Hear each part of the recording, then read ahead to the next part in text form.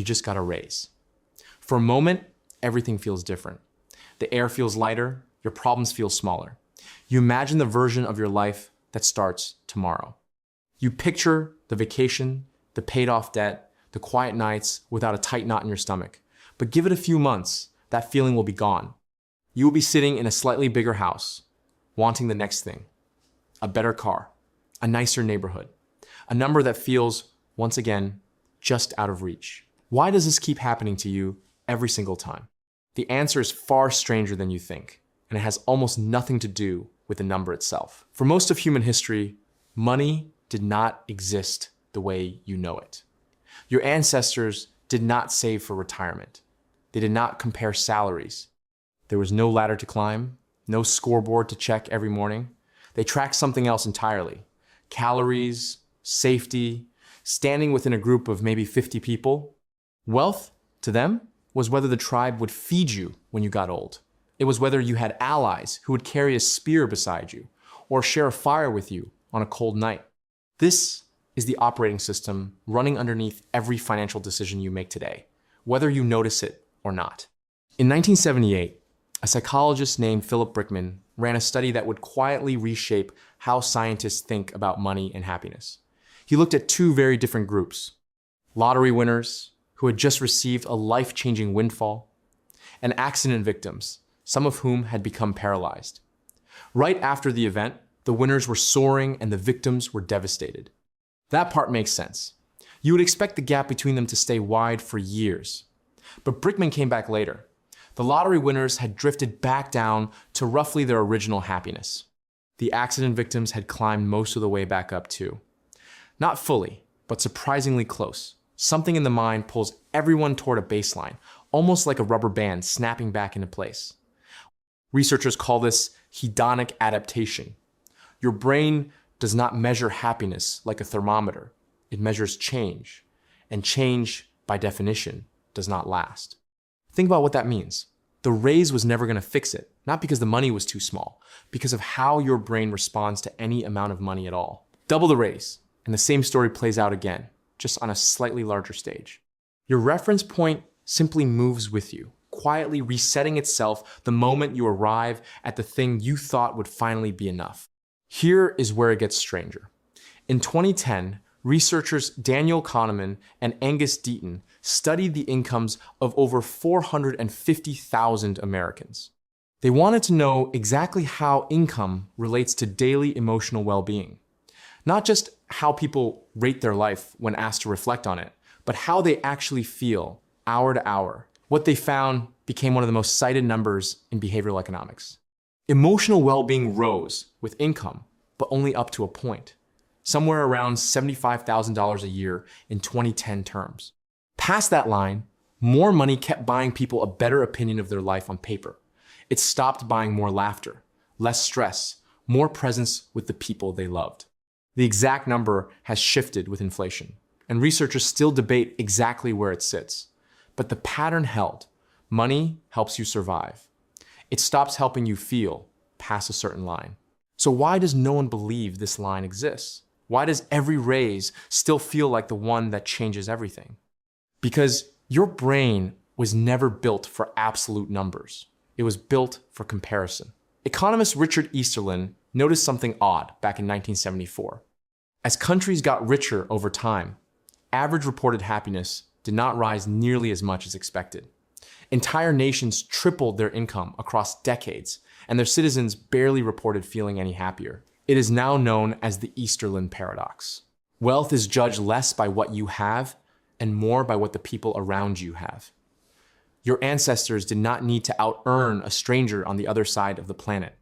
They needed to keep pace with the 50 people they saw every day, because falling behind that group could mean losing food, losing protection, losing a mate.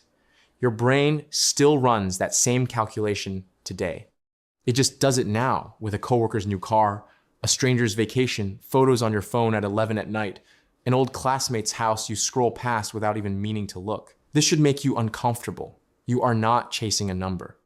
You are chasing a feeling of relative safety that a paycheck was never designed to give you permanently, because the moment you catch up, someone else pulls ahead and the chase resets.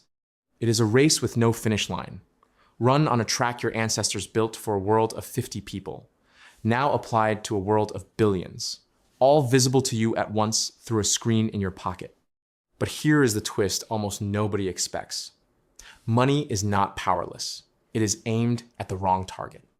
Researcher Elizabeth Dunn ran an experiment that flips the entire conversation.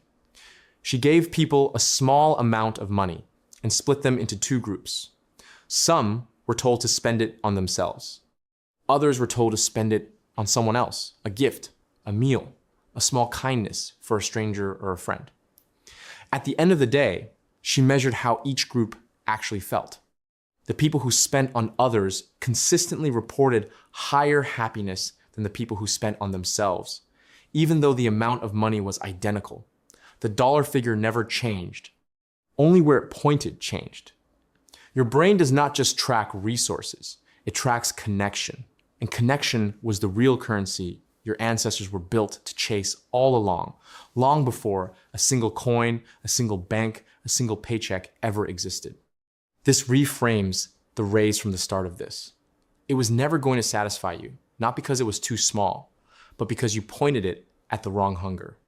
You pointed it at status, at catching up with people you will never actually beat. Because there is always another house, another number just out of reach, another version of you, one salary bracket higher, who somehow still feels behind. Your ancestors were not trying to win that game. They had no concept of it. They were trying to belong, to be safe inside a group that would carry them when they could not carry themselves. So what does this mean for you right now? It does not mean money is meaningless. That would be a lie, and an easy one to tell from a place of comfort. Below that $75,000 line, more income genuinely buys you fewer sleepless nights over rent, over bills, over whether the car will start in the morning. It buys you the ability to say yes to a doctor's visit instead of waiting it out. That relief is real, and it compounds quietly over years in ways a spreadsheet cannot fully capture. But above that line, the thing you are chasing quietly changes shape. It stops being about the number. It starts being about who you spend it with, what you build with it, and whether it moves you closer to people or further from them. Think about the last time you felt truly good about a purchase. There is a decent chance it was not the biggest one. It was the plane ticket to see someone you missed. It was covering a friend's dinner without being asked. It was a small gift you knew someone actually needed, not one you bought to be seen giving it. Something small that connected you to another person, instead of something large that just separated you further from everyone chasing the same ladder. Your ancestors survived by being valuable to a group, not by being richer than it. There was no version of ancient life where hoarding alone kept you alive. Isolation was the real danger, not scarcity. That instinct never left you. It just got buried under a world that constantly points your attention at the wrong scoreboard, one built on comparison instead of connection, on accumulation instead of belonging. So the next time a raise arrives, or a bonus lands, or you finally hit a number you've been chasing for years, notice the feeling. Notice how quickly it fades. Then ask yourself the only question that actually seems to move the needle, according to decades of research on happiness. Not how much more can I get, but who can I bring closer with what I already have? Because money was never meant to make you happy. It was only ever meant to make you safe enough to be close to someone else. Not to outrun the group, not to sit above it, just to remain inside it, wanted, welcomed, and warm. And that, it turns out, was the point all along.